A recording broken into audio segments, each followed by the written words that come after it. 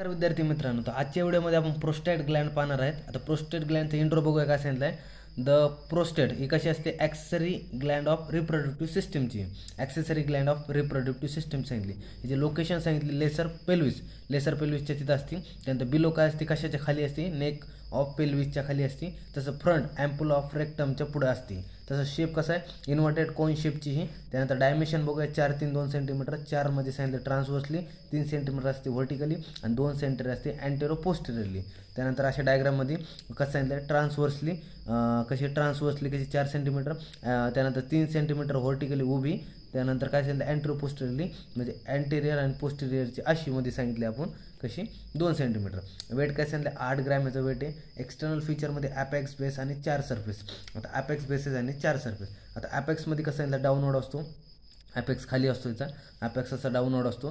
तसंच काय सांगितलं, रेस्ट ऑन कशावर असतो तो, युरोजेनायटल डायफ्रामवरती असा असतो. त्यानंतर बेस असा अपवर्ड असतो जो असतो, म्हणजे अपेक्स खाली असा आणि जो हे वरती आहे तो बेस आहे आपला. जो खाली आहे तो अपेक्स आहे आणि वरती हा बेस आहे. हा अपेक्स आहे आणि वरती बेस आहे. त्यानंतर काय सांगितलं, अपेक्स अपवर्डला continuous with the neck of bladder. Neck of bladder सोबत कंटिन्युअस असतो. तर सरफेस सांगितलं आता 3 सरफेस आहेत, मध्ये anterior posterior right and left inferolateral असे 3 सरफेस आहे. आता अँटेरियर सरफेस बघूया. अँटेरियर सरफेसमध्ये काय, narrow and convex side to side. Narrow असतो आणि कॉन्व्हेक्स असतो साईड टू साईड. त्यानंतर अप्पर पार्टला असतो प्युबिक बोन आणि लोअर पार्टला असतो युरेथ्राच्या. त्यानंतर पोस्टेरियरला सांगितलं ट्रँग्युलर असतो पोस्टेरियर साईड आपला सरफेस. त्यानंतर लाईज 4 सेंटीमीटर फ्रॉम ॲनसपासून 4 सेंटीमीटर लाईज असतो, बाजूला असतो. त्यानंतर राईट अँड लेफ्ट काय सांगतं, इन्फेरो लॅटरल.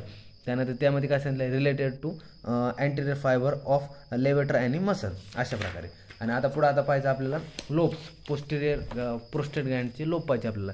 तो कोण सांगते, anterior lobe, posterior lobe, middle lobe आणि right and left lateral lobe असे 4 लोब आहेत त्याला. त्यानंतर झोन ऑफ प्रोस्टेट ग्लँड, ह्याचे झोन किती, पेरिफेरल झोन, सेंट्रल झोन आणि पेरियुरेथ्रल ट्रान्झिशन झोन असे 3 प्रकारे झोन असते.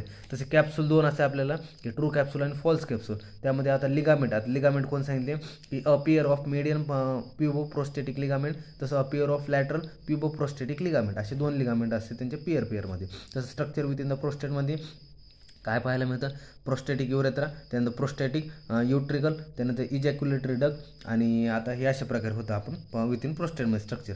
आता क्लिनिकल ॲनाटॉमी पाहिजे आपल्याला, काय कार्सिनोमा. आता कार्सिनोमा म्हणजे काय सांगितलं, दिस इज अ काय, prostate is common site of carcinoma. प्रोस्टेटमध्ये कार्सिनोमा आपल्याला कॉमनमध्ये पाहायला मिळतं. आता काय सांगितलं, त्यांना प्रोस्टॅटायसिस म्हणजे प्रोस्टेटायटिस. त्यामध्ये काय सांगतं, infection of prostate is called as prostatitis. त्यामध्ये आता पुढं पाहायचं आपल्याला प्रोस्टेक्टोटॉमी. त्यामध्ये काय सांगितलं, की surgical remove of prostate Gland, म्हणजे यामध्ये आपण रिमूव्ह करतो प्रोस्टेट ग्लँडचं. आता ही पूर्ण प्रोस्टेट ग्लँडची डायग्राम अशा प्रकारे. यामध्ये आपण पाहिलं वर अँटेरियर लोब, त्यानंतर हे काय मदत युरेथ्रा आहे सेंटरला.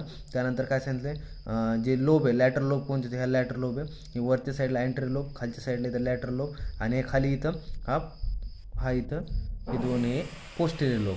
हे साईडचे लॅटरल लोब, खाली पोस्टेरियर लोब, वरती अँटेरियर लोब आणि मदत सेंटरला युरेथ्रा अशा प्रकारे होतं. त्या डायग्रामनं transverse section of prostate to show the लोबसाठी आपण अशा प्रकारे आपण पूर्णपणे प्रोस्टेट ग्लँड पाहिलेलं आहे. आपले प्रोस्टेट ग्लँड ही आपल्याला एसीक्यूला विचारलं जातं. आणि ह्या वर्षी चान्सेस असतील की पुन्हा एसीक्यू रिपीट म्हणजे PYQ रिपोर्ट होतात. तुम्ही छान प्रिपेअर करून ठेवा.